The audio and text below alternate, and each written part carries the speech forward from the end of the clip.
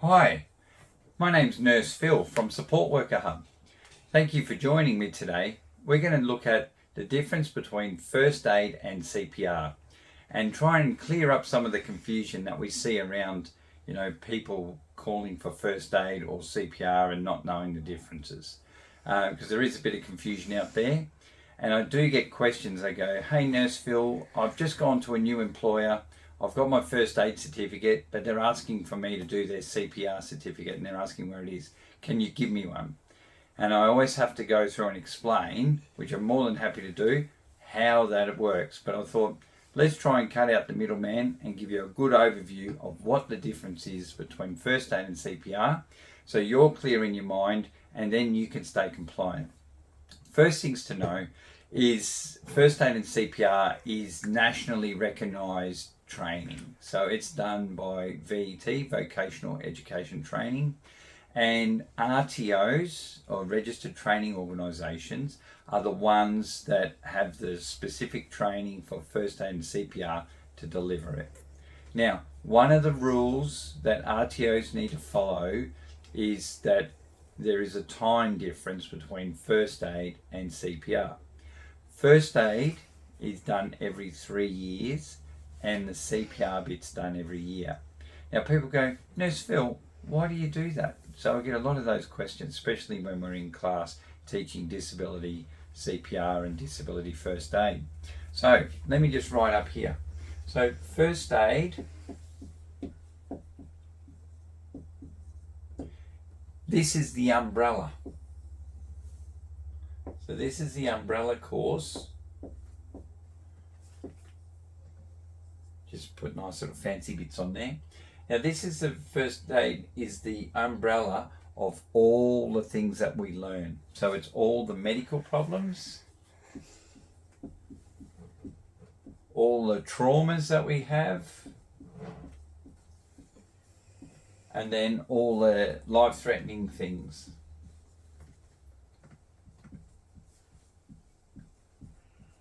Okay, now in there as well, we also do our CPR. Okay, so we also do our CPR in there. Now the reason we do our CPR in there is to learn how to start or save someone's life if their heart stopped and try and get it to start again. But we know we only have a couple of minutes to do that, so we need to be really good at getting our CPR sorted. So every 3 years we're going to be doing our first aid. So every 3 years we do our first aid. Then we have CPR. So CPR is cardiopulmonary resuscitation. That is done every year. Now the reason it's done every year, and the RTOs have to follow this, is because hands up, truly in the crowd, hands up if you've done CPR on someone in the last 12 months. Good chance, unless you're in an emergency department like myself, good chance it's not happening for you. So when we do CPR, we have 2 minutes to save someone's life. So it's really imperative that we get on and do the CPR and get good chest compressions going straight away so we get the blood and oxygen going. Now, if we're only doing our CPR every 3 years, we're going to forget a lot of the steps. Now, I see this in my disability CPR and first aid training all the time. I ask all the time, okay, what's the chain of survival? And people always, they barely even know what that is. They go, "What's that word even mean?" And it's like, well, you're learning about it every year. You really need to understand it because that's what gives someone the best chance to stay alive. Then the next bit is your DRS, ABCD. So these things start to slip our mind after a few months. So that's why every year, refreshing, so we're redoing it and re-practicing to keep our technique really good. And at Support Worker Hub, we have really cool gadgets that can make sure we monitor and we can coach you properly to do good chest compressions. But even after that, we're only doing it once a year.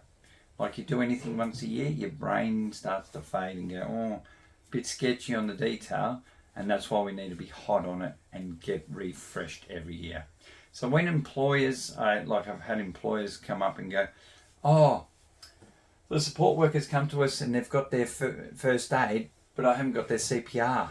Can you send it to me? And I'm like, well, alarm bells ring, because I'm like, well, first aid includes your CPR, okay? They're in part of it. So if they're asking me that, I'd be questioning whether the service provider actually knows what they're talking about and what they really want. And if you do have questions about that, yeah, come to us at Support Worker Hub. We're more than willing to help you go through those employment processes. But you need to say to them that CPR is part of first aid. Because I get often asked, even if I've got a CPR certificate, they go, I've done CPR, where's my first aid part? And it's like, well, hang on a second, you're up to your yearly CPR bit.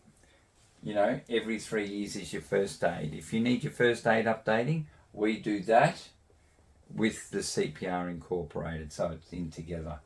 So we've got to make sure that when you get a first aid certificate and it's current, your CPR is current.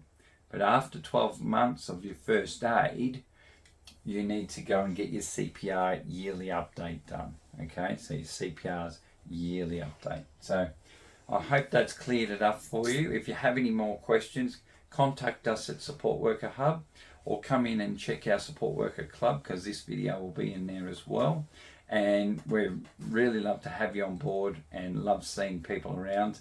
Share it with your friends and get the word out there that, you know, Support Worker Hub is here to support you guys.